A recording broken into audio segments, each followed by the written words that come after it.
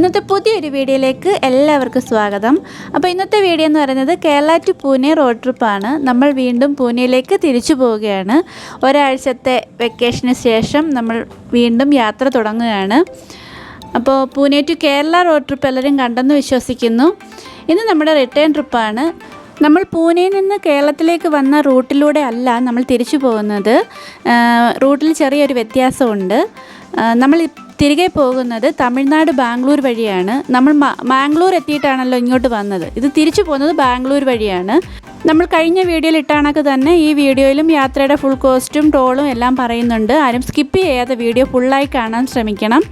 അതുപോലെ തന്നെ ചാനൽ ആദ്യമായിട്ടാണ് കാണുന്നതെങ്കിൽ ഒന്ന് സബ്സ്ക്രൈബ് ചെയ്യണം. ഫ്രണ്ട്സിന് എല്ലാവർക്കും ഒന്ന് ഷെയർ ചെയ്ത് കൊടുക്കണം. അതുപോലെ തന്നെ അഭിപ്രായങ്ങൾ കമൻറ്റ് ചെയ്യാനൊന്നും മറക്കരുത്. അപ്പോൾ നമുക്ക് വീഡിയോയിലേക്ക് പോകാം. ഇപ്പോൾ സമയം 4 മണി ആയിട്ടുണ്ട്. അപ്പോൾ ഞങ്ങൾ രാവിലെ തന്നെ ഇറങ്ങാമെന്ന് വിചാരിക്കുന്നത് തിരക്കൊന്നും ഇല്ലാതെ പോകാം എന്ന് വിചാരിച്ചിട്ടാണ്. നമ്മളെപ്പോൾ നാട്ടിൽ നിന്ന് വന്നിട്ട് തിരിച്ചു പോയാലും ഏറ്റവും ബുദ്ധിമുട്ടുള്ളൊരു സമയം ഇതാണ്, തിരിച്ചു പോകുമ്പോൾ ഉള്ള യാത്ര പറച്ചിൽ. കാരണം ഇത്തവണ നമ്മൾ വന്നപ്പോൾ 1 വീക്കല്ലേ ഉണ്ടായിരുന്നുള്ളൂ. അതുകൊണ്ട് തന്നെ പിള്ളേർക്കും എല്ലാവർക്കും വിഷമമായിരുന്നു. എല്ലാവരെയും കൂടെ ഒന്ന് എൻജോയ് ചെയ്ത് നിൽക്കാൻ പോലും പറ്റിയിട്ടുണ്ടായിരുന്നില്ല. അതുകൊണ്ട് എല്ലാവരും നല്ല വിഷമത്തിലാണ്. എന്തായാലും നമുക്ക് തിരികെ പോയേ പറ്റൂ. അപ്പോൾ നമ്മൾ യാത്ര പറഞ്ഞിറങ്ങുകയാണ്. ഇന്ന് നമ്മൾ ബാംഗ്ലൂരാണ് സ്റ്റേ ചെയ്യാൻ പോകുന്നത്. നാളെ രാവിലെ ബാംഗ്ലൂരിൽ നിന്ന് ഡയറക്റ്റ് പൂനെക്ക്. അങ്ങനെ ഇതും 2 ദിവസത്തെ യാത്രയാണ്. അപ്പം നമ്മൾ പോകുന്ന റൂട്ട് ഞാനൊന്ന് പറയാം. ആയൂരിൽ നിന്ന് നേരെ പുനലൂർ, കുളത്തൂപ്പുഴ, തെന്മല, മധുരൈ, ദിണ്ടുഗൽ, നാമക്കൽ, സേലം, ബാംഗ്ലൂർ. ഇതാണ് നമ്മുടെ റൂട്ടെന്ന് പറയുന്നത്. ബാംഗ്ലൂർ വരെ 642 കിലോമീറ്ററാണുള്ളത്. 12.5 മണിക്കൂർ കൊണ്ട് നമുക്ക് ബാംഗ്ലൂർ എത്താൻ പറ്റും. മാപ്പിൽ കാണിക്കുന്നത് വൈകിട്ട് 4:56 നമ്മൾ ബാംഗ്ലൂർ എത്തുമെന്നുള്ളതാണ്. പക്ഷേ ബാംഗ്ലൂരിലെ തിരക്കൊക്കെ വെച്ച് നോക്കുകയും നമ്മൾ ഫുഡ് കഴിക്കാനൊക്കെ ഇടയ്ക്ക് നിർത്തിയൊക്കെ വെച്ച് നോക്കുമ്പോൾ 8 മണിയൊക്കെ ആകുമ്പോഴത്തേക്ക് എത്താൻ പറ്റുമെന്ന് വിചാരിക്കുന്നു. കഴിഞ്ഞ വീഡിയോയിൽ നമ്മൾ പറഞ്ഞ കൃത്യസമയത്ത് തന്നെ നമ്മൾ നാട്ടിലെത്തിയിട്ടുണ്ടായിരുന്നു. അതുപോലെ ബാംഗ്ലൂർ എത്തിയതും കറക്റ്റ് സമയത്ത് തന്നെ ആയിരുന്നു. ഇത് ബാംഗ്ലൂർ ആയതുകൊണ്ട് എന്തും സംഭവിക്കാം. കാരണം അവിടുത്തെ തിരക്ക് നമുക്ക് പറഞ്ഞു കേട്ടിട്ടേ ഉള്ളൂ. ഇനി നമ്മൾ അനുഭവിക്കാൻ പോവുകയാണ്. അപ്പോൾ നമുക്ക് നോക്കാം ഇനി എന്താണ്, എത്ര മണിക്ക് അവിടെ എത്തും എന്നൊക്കെയുള്ളത്. ഇപ്പം തെന്മല എത്തിയിട്ടുണ്ട്. അപ്പോൾ തെന്മലയിൽ നിർത്തി ഞങ്ങൾ ചെറുതായിട്ട് ചായയൊക്കെ ഒന്ന് കുടിച്ചു, ഒന്ന് ഫ്രഷായി. അപ്പോൾ അമ്മ കഴിക്കാനായിട്ട് കിണ്ണത്തപ്പം ഉണ്ടാക്കിയിട്ടുണ്ടായിരുന്നു. ഒരപ്പം എന്നൊക്കെ പറയത്തില്ലേ, അത് കഴിക്കാനുള്ള എളുപ്പത്തിന് വേണ്ടി ഇഡ്ഡലിക്കുട്ടത്തിൽ വെച്ചിട്ട് ഇഡ്ഡലി പോലെ ഉണ്ടാക്കിയാണ് തന്നിട്ടുള്ളത്. അപ്പോൾ എടുത്ത് കഴിക്കാനുള്ള എളുപ്പമുണ്ടല്ലോ. അതുകൊണ്ട് രാവിലെ ഞങ്ങളൊരു ചായയൊക്കെ കുടിച്ചു, കിണ്ണത്തപ്പമൊക്കെ കഴിച്ചു. അപ്പോൾ വിശപ്പും ക്ഷീണങ്ങളൊന്നും ഇല്ല. ഇപ്പോൾ നമ്മൾ തമിഴ്നാട് സ്റ്റേറ്റിലേക്ക് കയറിയിട്ടുണ്ട്. എനിക്ക് ഏറ്റവും ഇഷ്ടപ്പെട്ട ഒരു സ്ഥലമാണ് തമിഴ്നാടെന്ന് പറയുന്നത്. എനിക്ക് തമിഴ് ഭാഷയും ഭയങ്കര ഇഷ്ടമാണ്. എനിക്ക് ഇൻഡോറിൽ വെച്ച് 1-2 തമിഴ് ഫ്രണ്ട്സ് ഉണ്ടായിരുന്നു. അതുകൊണ്ട് തന്നെ ഞാൻ അവരോട് മാക്സിമം തമിഴ് സംസാരിക്കാൻ ശ്രമിക്കും. എനിക്ക് അത്രയ്ക്ക് ഇഷ്ടമുള്ള ഭാഷയാണ് തമിഴെന്ന് പറയുന്നത്. അപ്പോൾ തമിഴ്നാട്ടിൽ ഇതിന് മുമ്പ് ഒരു തവണ എൻ്റെ അച്ഛൻ്റെ കൂടെ വന്നിട്ടുണ്ട്. പിന്നെ ട്രെയിനിലൊക്കെ നമ്മളിങ്ങനെ പാസ് ചെയ്യുന്നല്ലാണ്ട് തമിഴ്നാട്ടിലിറങ്ങി അതുപോലെ പ്ലേസ് ഒന്നും എക്സ്പ്ലോർ ചെയ്യാനൊന്നും പറ്റിയിട്ടില്ല. ഇപ്പോഴും നമ്മളെങ്ങും ഇറങ്ങുന്നില്ല, ഡയറക്റ്റ് പോവുകയാണ്. അപ്പോൾ എനിക്ക് ഈ സ്റ്റേറ്റിനോടൊരു പ്രത്യേക ഇഷ്ടം ഉണ്ടായതുകൊണ്ട് ഇവിടെ വന്നപ്പോഴത്തേക്ക് ഒരു സന്തോഷമുണ്ട് മനസ്സിന്. ഇത്തവണ നമ്മൾ പോകുമ്പോൾ 4 സ്റ്റേറ്റുകളാണ് കവർ ചെയ്യുന്നത്: കേരള, തമിഴ്നാട്, കർണാടക, മഹാരാഷ്ട്ര. അപ്പോൾ ഇനി നമുക്ക് ഫുഡ് കഴിക്കാനായിട്ട് എവിടെയെങ്കിലും നിർത്തണം. ഇപ്പം നമ്മൾ രാജപാള എത്തിയിട്ടുണ്ട്. അപ്പോൾ കുറേ നോക്കി വന്നപ്പോൾ ഒരു ഹോട്ടൽ കണ്ടു. നമ്മളിവിടെ നിർത്തി. രാവിലെ ആയതുകൊണ്ട് തന്നെ ഒരുപാട് ഹോട്ടൽസ് ഒന്നും ഇല്ല. അത്യാവശ്യം വൃത്തിയൊക്കെ ഉള്ളൊരു ഹോട്ടൽ കണ്ടപ്പോൾ ഇവിടെ നിർത്തിയതാണ്. ഇവിടെ കഴിക്കാൻ മസാല ദോശ, ഇഡ്ഡലി, പൂരി അങ്ങനെയൊക്കെ ഉണ്ടായിരുന്നു. അപ്പോൾ പൂരി കഴിക്കാമെന്ന് വിചാരിച്ചു. പൂരി ഓർഡർ ചെയ്തിട്ടുണ്ട്. ചേട്ടൻ ദോശയാണ് ഓർഡർ ചെയ്തത്. അപ്പോൾ ഇനി കഴിച്ച് കഴിഞ്ഞിട്ട് നമുക്ക് വീണ്ടും യാത്ര തുടരണം. രാവിലെ ആയതുകൊണ്ട് തന്നെ റോഡൊക്കെ വളരെ കാലിയാണ്. ഈ സാധനങ്ങളുമായിട്ട് കേരളത്തിലേക്ക് വരുന്ന ട്രക്കുകൾ മാത്രമേ ഉണ്ടായിരുന്നുള്ളൂ. വലിയ പ്രശ്നമൊന്നുമില്ല, നല്ല സ്മൂത്തായിട്ട് പോവുകയാണ്. അപ്പോൾ ഫുഡൊക്കെ കഴിച്ച് കഴിഞ്ഞു. ഇനി നമുക്ക് നേരെ വീണ്ടും യാത്ര തുടരാം.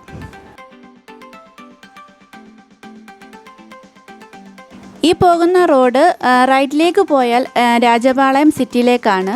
അപ്പോൾ നമ്മൾ പോകുന്നത് നേരെ മധുര റൂട്ടിലേക്കാണ്. രാജപാളയം സിറ്റിയിൽ നമുക്ക് ടച്ച് ചെയ്യേണ്ട ആവശ്യമില്ല.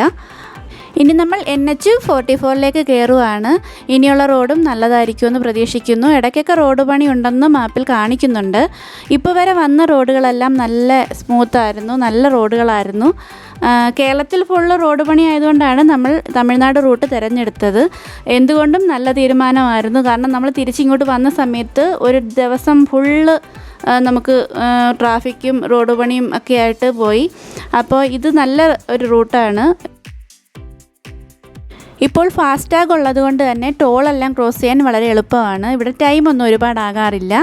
ഞാൻ വീഡിയോയുടെ എൻഡിൽ പറയാം ടോട്ടൽ എത്ര ടോൾ ഉണ്ടായിരുന്നു എന്നുള്ളതും അതിൻ്റെ കോസ്റ്റും പെട്രോളിൻ്റെ കോസ്റ്റ്, അതുപോലെ നമ്മൾ താമസിക്കുന്ന ഹോട്ടലിൻ്റെത് എല്ലാം ഞാൻ എക്സ്പെൻസ് എത്രയാണെന്നുള്ളത് വീഡിയോയുടെ എൻഡിൽ പറയാം. ആരും സ്കിപ്പ് ചെയ്യാതെ കാണണം. ഇനി നമുക്ക് ലഞ്ച് കഴിക്കണം. ഇപ്പോൾ 2 മണി ആയിട്ടുണ്ട്. ഇത് ഹൈവേ കൂടെ തന്നെ പോകുന്നത് കൊണ്ട് തന്നെ നല്ല ഹോട്ടൽസോ റെസ്റ്റോറൻറ്റോ ഒന്നും കാണുന്നുണ്ടായിരുന്നില്ല. അപ്പോൾ കാറൊക്കെ പാർക്ക് ചെയ്യാൻ പറ്റിയ ഏരിയ ഉള്ള ഒരു ഹോട്ടൽ കണ്ടപ്പോൾ നമ്മളിവിടെ നിർത്തിയതാണ്. പക്ഷേ കയറി ഫുഡൊക്കെ ഓർഡർ ചെയ്ത് കഴിഞ്ഞപ്പോഴാണ് അബദ്ധം മനസ്സിലായത്. നിറയെ ഈച്ചയാണ്. പിന്നെ ഇറങ്ങി പോകാനും പറ്റുന്നില്ല. വേറെ ഓപ്ഷനൊന്നുമില്ല. എല്ലാവരും നല്ല വിശപ്പിലിരിക്കുകയാണ്. അതുകൊണ്ട് പിന്നെ കഴിച്ചിട്ട് പോകാമെന്ന് തീരുമാനിച്ചു. ഇതുപോലുള്ള ലോങ് ട്രിപ്പുകളിൽ നമുക്ക് പറ്റുന്ന ബുദ്ധിമുട്ടുകൾ ഇതൊക്കെയാണ്. നല്ല ഫുഡ് കിട്ടാതിരിക്കുക, വൃത്തിയുള്ള വാഷ്റൂം കിട്ടാതിരിക്കുക, ഇതൊക്കെയാണ് നമുക്ക് വരുന്ന ബുദ്ധിമുട്ടുകൾ. എന്തായാലും ഞങ്ങൾ പെട്ടെന്ന് തന്നെ ഭക്ഷണം കഴിച്ചിട്ട് ഇറങ്ങി. ഇവിടെ അടുത്ത് തന്നെയുള്ളൊരു പെട്രോൾ പമ്പിൽ തന്നെ കയറി പെട്രോൾ ഫില്ല് ചെയ്തിട്ട് പോകാമെന്ന് വിചാരിച്ചു. 2950 രൂപയ്ക്കാണ് നമ്മളിവിടുന്ന് പെട്രോൾ അടിച്ചത്. അതുപോലെ തന്നെ ആ റെസ്റ്റോറൻറ്റ് വെച്ച് തന്നെ നമുക്ക് താമസിക്കേണ്ട ഹോട്ടലും ബുക്ക് ചെയ്തിട്ടുണ്ടായിരുന്നു. നമ്മൾ ഹോം സ്റ്റേ ആണ് എടുത്തത്. ബാംഗ്ലൂർ ഒരുപാട് ഹോം സ്റ്റേ ഉണ്ട്.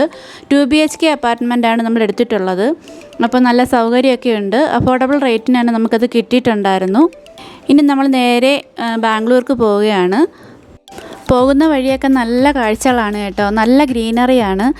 ക്യാമറയിൽ അതിനത്ര ഭംഗിയുണ്ടോയെന്ന് എനിക്കറിയില്ല. പക്ഷേ നേരിട്ട് കാണുമ്പോഴത്തേക്ക് ഇങ്ങനെ വിശാലമായി കിടക്കുന്ന റോഡും നല്ല ഗ്രീനറിയും ഒക്കെ ആയിട്ട് നല്ല ഒരു യാത്രയാണ്. എന്തുകൊണ്ടും നല്ലതായിരുന്നു നമ്മൾ ബാംഗ്ലൂർ സെലക്ട് ചെയ്തത്.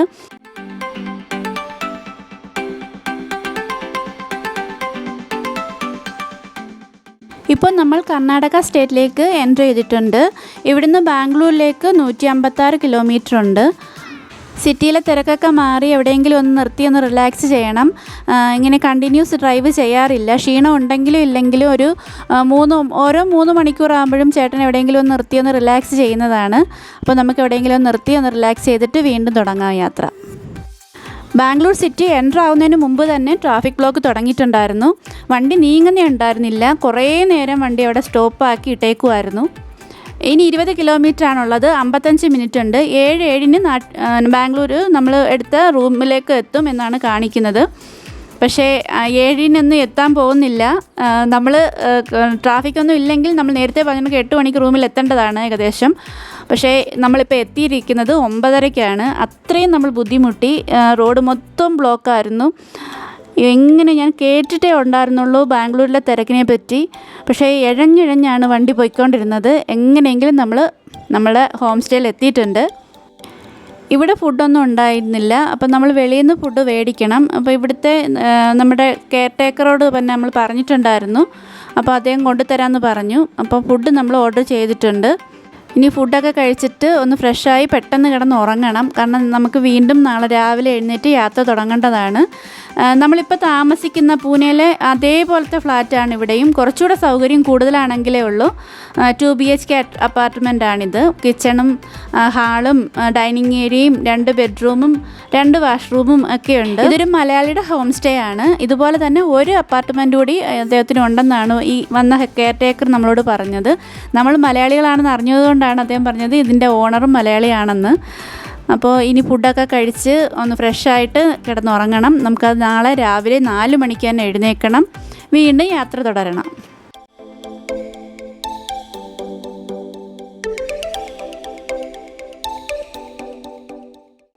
ഇത് സെക്കൻഡ് ഡേ ആണ്. ഞങ്ങൾ രാവിലെ 3 മണിക്ക് തന്നെ എഴുന്നേറ്റു. എപ്പോഴും പ്ലാൻ ചെയ്തേക്കുന്ന കണക്ക് തന്നെ 4 മണിക്ക് തന്നെ ഇറങ്ങാനാണ് ഇന്നത്തെയും പ്ലാന്. തിരിച്ചു പോകുമ്പോഴേ ഒരു ഉഷാറുമില്ലെന്നേ. അങ്ങോട്ട് പോയപ്പോൾ ഗെറ്റ് റെഡി വിത്ത് മീ ഒക്കെ എടുത്ത് അടിപൊളിയാക്കിയായിട്ട് പോയി. ഇപ്പോൾ ഇപ്പം നടക്കുന്ന ഡിസ്കഷൻ എന്താണെന്ന് വെച്ചാൽ ഡയറക്റ്റ് പൂനെക്ക് പോകണോ അതോ കോലാപ്പൂർ ചെന്ന് സ്റ്റേ ചെയ്തിട്ട് നെക്സ്റ്റ് ഡേയിൽ പോകാം എന്നുള്ളതാണ്. കോലാപ്പൂർ ഒന്ന് റെസ്റ്റ് ചെയ്യാം. കാരണം ഇവിടുന്ന് പൂനെക്ക് ഡയറക്റ്റ് പോവുകയാണെങ്കിൽ 880 കിലോമീറ്റർ ഉണ്ട്.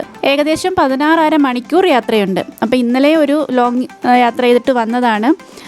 അതുപോലെ തന്നെ കോലാപ്പൂരും സത്താറയൊക്കെ റോഡ് പണി നടക്കുന്നുണ്ട്. അതുകൊണ്ട് നമ്മൾ വിചാരിക്കുന്ന സമയത്ത് വീട്ടിലെത്താൻ പറ്റുമെന്നറിയില്ല. അതുകൊണ്ട് നമ്മൾ വിചാരിക്കുന്നു കോലാപ്പൂർ വരെ എത്തിയിട്ട് പിന്നെ ടൈമുണ്ടോ അല്ലെങ്കിൽ നമ്മുടെ ഹെൽത്ത് എങ്ങനെയാണ് എന്ന് നോക്കിയിട്ട് വീണ്ടും യാത്ര തുടങ്ങാമെന്ന്. അപ്പം നമ്മളിപ്പം കോലാപ്പൂർക്ക് ഡയറക്റ്റ് പോകാനായിട്ടാണ് പ്ലാൻ ചെയ്തിരിക്കുന്നത്. അപ്പോൾ റൂമൊക്കെ വെക്കേറ്റ് ചെയ്തു. ഇനി നമുക്ക് നേരെ പോകാം. ഇന്നലെ രാത്രിത്തെ തിരക്കും അതുപോലെ ബ്ലോക്കും ഒക്കെ വെച്ചിട്ട് ഞങ്ങൾ തീരുമാനിച്ചതാണ് എന്തായാലും എന്ത് വന്നാലും 4 മണിക്ക് തന്നെ ഇറങ്ങണം. റോഡ് ബ്ലോക്ക് ആകുന്നതിന് മുമ്പ് തന്നെ നമുക്ക് ഈ സിറ്റി വിടണമെന്നുള്ളത്. അതുകൊണ്ട് നമ്മൾ പ്ലാൻ ചെയ്ത കണക്ക് തന്നെ 4 മണിക്ക് ഇറങ്ങാൻ പറ്റി. ഇനി നമ്മൾ പോകുന്ന റൂട്ടൊന്ന് പറയാം. ബംഗളൂരു, ദവാൻഗിരി, ധാർവാഡ്, ബെൽഗാവ്, കോലാപ്പൂർ, സത്താറ, പൂനെ ഇതാണ് നമ്മുടെ റൂട്ട്. ഇതിൽ നമ്മൾ കോലാപ്പൂർ സ്റ്റേ ചെയ്യാനാണ് പ്ലാൻ ചെയ്തിരിക്കുന്നത്. ചിലപ്പോൾ നമുക്ക് ഹെൽത്തൊക്കെ ഓക്കെ ആണെന്നുണ്ടെങ്കിൽ കോലാപ്പൂർ സ്റ്റേ ചെയ്യില്ല, ഡയറക്റ്റ് പൂനെക്ക് പോകും. ഇപ്പം നമ്മൾ ഗൂഗിൾ മാപ്പ് ഇട്ടിരിക്കുന്നത് ഡയറക്റ്റ് കോലാപ്പൂരിനാണ്. ഇവിടുന്ന് 616 കിലോമീറ്റർ ഉണ്ട് കോലാപ്പൂരിന്. 9 മണിക്കൂർ 49 മിനിറ്റാണ്. 2:19 ആകുമ്പോൾ ഉച്ചയ്ക്ക് 2:19 നമ്മൾ കോലാപ്പൂർ എത്തും എന്നാണ് കാണിക്കുന്നത്. അങ്ങനെയാണെങ്കിൽ ഒരു 3 മണി 4 മണി ആകുമ്പോഴത്തേക്ക് നമ്മൾ കോലാപ്പൂർ എത്തും. കോലാപ്പൂരിന് പിന്നെ ഒരു 5 മണിക്കൂർ യാത്രയാണ് പൂനെക്കുള്ളത്. എന്തായാലും നോക്കാം നമുക്ക് എങ്ങനെയാണ് റോഡിൻ്റെ അവസ്ഥയൊക്കെ എന്താണെന്ന് നോക്കാം. അപ്പം ഡയറക്റ്റ് ഇപ്പോൾ കോലാപ്പൂർക്ക് പോകാം.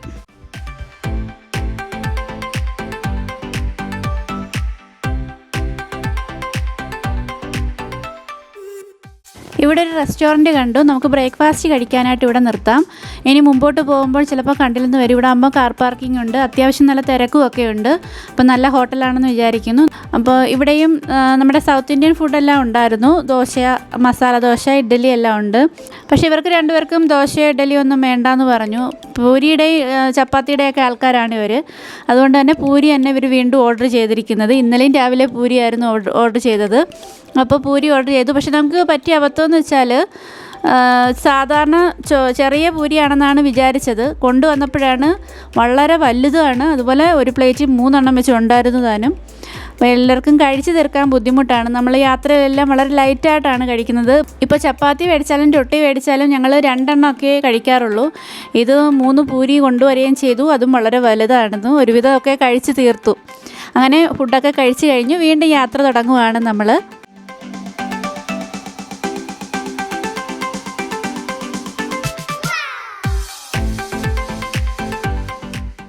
സെക്കൻഡ് ഡേയിൽ നമ്മൾ ഇതുവരെയും പെട്രോൾ അടിച്ചിട്ടുണ്ടായിരുന്നില്ല.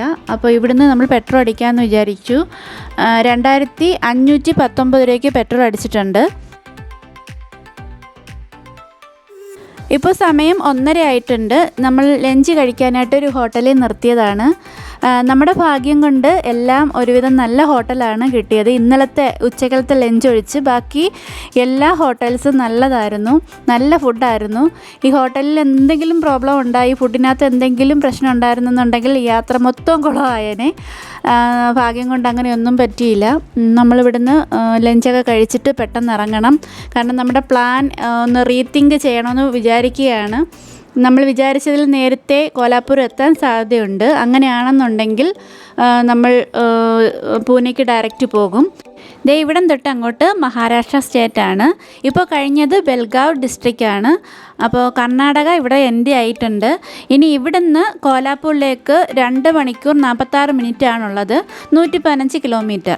അപ്പോൾ അതുകൊണ്ടാണ് നമ്മൾ റീതിങ്ക് ചെയ്യാമെന്ന് വിചാരിക്കുന്നത്. എന്തുകൊണ്ടും ഒരു 9-10 മണിയാകുമ്പോഴത്തേക്കും നമുക്ക് പൂനെ എത്താൻ പറ്റുമെന്ന് വിചാരിക്കുന്നു.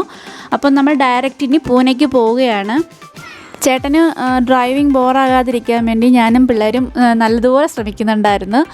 ചേട്ടനെ എൻ്റർടൈൻ ചെയ്യിക്കാൻ വേണ്ടി കോമഡികളൊക്കെ പറയുക, ചളിയടിക്കുക. അതുപോലെ തന്നെ മോള് സ്കൂളിൽ നടക്കുന്ന എല്ലാ സംഭവങ്ങളും ഞങ്ങൾ ഈ 2 ദിവസത്തെ യാത്രയിൽ പറഞ്ഞിട്ടുണ്ടായിരുന്നു. സ്കൂളിൽ നിന്ന് വരുമ്പോൾ തന്നെ എല്ലാ വിശേഷങ്ങളും എന്നോട് പറയാറുണ്ട്. പക്ഷേ അതൊന്നും ചേട്ടനോട് ഷെയർ ചെയ്യാൻ പറ്റിയിരുന്നില്ല. പക്ഷേ ആ പരിഭവമെല്ലാം അവൾ ഈ 2 ദിവസം കൊണ്ട് തീർത്തിട്ടുണ്ട്. ഇഷയുടെയും ബദ്രിയുടെയും കൂടെ പഠിക്കുന്ന അവരെ ഫ്രണ്ട്സ് ഓരോരോ സ്റ്റേറ്റിൽ നിന്നാണ്. നമ്മളിപ്പോൾ കേരളത്തിൽ നിന്നല്ലേ വന്ന് ഇവിടെ മഹാരാഷ്ട്രയിൽ വന്ന് പഠിക്കുന്നത്, അതുപോലെ തന്നെ പല പല സ്റ്റേറ്റിൽ നിന്നുള്ള കുട്ടികളാണ് ഒരു ക്ലാസ്സിൽ പഠിക്കുന്നത്. അപ്പോൾ ഇവിടെ ബെസ്റ്റ് ഫ്രണ്ട് രാജസ്ഥാനിയുണ്ട്, മഹാരാഷ്ട്രയിൽ നിന്നുള്ള 2 കുട്ടികളുണ്ട്, അതുപോലെ ഒഡീഷ, ബീഹാറി, ഹരിയാന, അങ്ങനെ ഓരോരോ സ്റ്റേറ്റിൽ നിന്നുള്ള കുട്ടികളാണുള്ളത്. അപ്പോൾ അവരുടെ സ്റ്റേറ്റുകളിൽ നടക്കുന്ന ഫെസ്റ്റിവൽ, വീട്ടിൽ നടക്കുന്ന ചടങ്ങുകൾ, അതെല്ലാം പറഞ്ഞിട്ടുണ്ട്. ഇപ്പോഴും രാജസ്ഥാനിൽ ഗാവ് ഏരിയയിൽ ശൈശവ വിവാഹം നടക്കുന്നുണ്ട് എന്നാണ് അവളുടെ ഫ്രണ്ട്സ്, രാജസ്ഥാനി ഫ്രണ്ട് അവളുടെ അടുത്ത് പറഞ്ഞിട്ടുള്ളത്. അതൊക്കെ വളരെ ഒരു ഭയത്തോടെയോ ഒക്കെയാണ് അവൾ നമ്മളോട് പറയുന്നത്.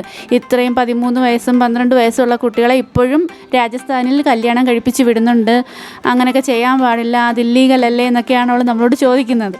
കേരള ടു പൂനെ ട്രിപ്പ് ഇവിടെ തീരുവാണ്. 2 ദിവസത്തെ നീണ്ട ഒരു യാത്രയായിരുന്നു. നമ്മൾ വിചാരിച്ച അത്ര പ്രശ്നങ്ങളൊന്നും ഉണ്ടായില്ല. റോഡ് പണിയൊക്കെ ആയിട്ട് പ്രശ്നങ്ങളൊക്കെ വരുമെന്നായിരുന്നു നമ്മുടെ വിചാരം, പക്ഷെ കുഴപ്പമൊന്നും ഉണ്ടായിരുന്നില്ല. അപ്പോൾ അങ്ങോട്ട് പോയത് ബാംഗ്ലൂർ വഴിയാണെങ്കിൽ തിരിച്ച് നമ്മളിങ്ങോട്ട് വരുന്നത്, പൂനെക്ക് വരുന്നത് ബാംഗ്ലൂർ വഴിയായിരുന്നു. അപ്പോൾ കേരളത്തിൽ മൊത്തം റോഡ് പണി ആയതുകൊണ്ടാണ് നമ്മൾ തമിഴ്നാട് വഴി വന്നത്. എന്തുകൊണ്ടും അതും നല്ലൊരു തീരുമാനമായിട്ടാണ് തോന്നുന്നത്. പിന്നെ ഞങ്ങൾ ബാംഗ്ലൂരിൽ നിന്ന് പൂനെക്ക് വരുന്ന ഇന്നത്തെ യാത്രയിൽ കുറച്ച് റിസ്ക് ആയിരിക്കുമെന്ന് വിചാരിച്ചു, പക്ഷെ ഒന്നും ഉണ്ടായില്ല. റോഡൊക്കെ നല്ല സ്മൂത്തായിരുന്നു. എന്തായാലും എല്ലാം നല്ല സക്സസ് ആയി പൂർത്തിയായിട്ടുണ്ട്. ഇവിടെ പിള്ളേരൊക്കെ നല്ല എൻജോയ് ചെയ്ത്, നമ്മൾ സ്കൂളിൽ നിന്ന് ടൂർ പോകത്തില്ലേ, അതുപോലൊക്കെ എൻജോയ് ചെയ്തൊക്കെ വന്നു. ഇത്തവണ ഇവർക്ക് വോമിറ്റിംഗ് ഒന്നും ഉണ്ടായില്ല. കഴിഞ്ഞ എന്ന് വെച്ചാൽ നമ്മളൊരു 3-4 വർഷത്തിന് മുമ്പ് ഒരു യാത്ര പോയിട്ടുണ്ടായിരുന്നു. അന്ന് കുറച്ച് ബുദ്ധിമുട്ടായിരുന്നു. മോനൊക്കെ വളരെ ചെറുതല്ലായിരുന്നു. അന്ന് കുഞ്ഞിന് കുറച്ച് ഛർദിലൊക്കെ ഉണ്ടായിരുന്നു. ഇത്തവണ അവർക്കൊരു കുഴപ്പമുണ്ടായിരുന്നില്ല. പാട്ടൊക്കെ പാടി എൻജോയ് ചെയ്താണ് പോയത്. പിന്നെ നാട്ടിൽ നിന്ന് ഇങ്ങോട്ട് വരുന്നതിൻ്റെ ഒരു വിഷമം ഉണ്ടായിരുന്നു. ഇപ്പോൾ ഓക്കെ ആയി വരുന്നു. അതിനി കുറച്ച് ദിവസം എടുക്കും നമ്മളെല്ലാവരും ഒന്ന് ഓക്കെ ആകാനായിട്ട്. ഇത്തവണ ഒരാഴ്ചയല്ലേ നാട്ടിലും ഉണ്ടായിരുന്നുള്ളൂ. ഇവർക്ക് കളിക്കാനോ ഒന്നിനും സമയം ഉണ്ടായിരുന്നില്ലല്ലോ. എന്തായാലും എല്ലാം നല്ല സൂപ്പറായിട്ട് കഴിഞ്ഞു. അപ്പോൾ എല്ലാവരും വീഡിയോ കാണുക. സജഷൻസ് എന്തെങ്കിലുമൊക്കെ ഉണ്ടെങ്കിൽ പറയുക, കമൻസ് ഇടണം. പുതിയതായിട്ട് ചാനൽ കാണുന്നവർ സബ്സ്ക്രൈബ് ചെയ്യണം. അപ്പോൾ പുതിയൊരു വീഡിയോ ആയിട്ട് ഞങ്ങൾ ഉടനെ വരുന്നതാണ്. അതുവരെ എല്ലാവർക്കും ബൈ ബൈ.